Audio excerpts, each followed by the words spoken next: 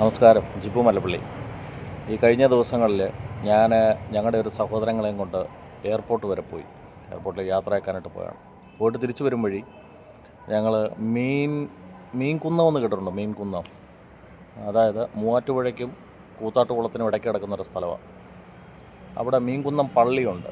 അവിടെ മിക്കവാറും ആൾക്കാരൊക്കെ ഇറങ്ങിയിട്ട് ടൂറിസ്റ്റ് മേഖല പോലെ നിന്ന് ആൾക്കാരെ കാഴ്ചകളൊക്കെ കണ്ടു പോകുന്നതൊക്കെ, അവിടെ ചെറിയ പ്രാർത്ഥനയൊക്കെ നടത്തി പോകുന്ന ഒരു ഏരിയയാണ് അവിടെ.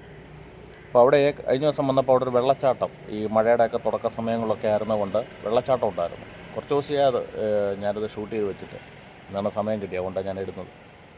അതിൻ്റെ കുറച്ച് വീഡിയോസ് എല്ലാം കൂടെ എടുത്തത് ഞാൻ ചെയ്തിട്ടുണ്ട്. എഡിറ്റ് ചെയ്ത് നിങ്ങൾക്കായിട്ട് ഞാൻ ഡെഡിക്കേറ്റ് ചെയ്യുന്നു. ഓക്കെ.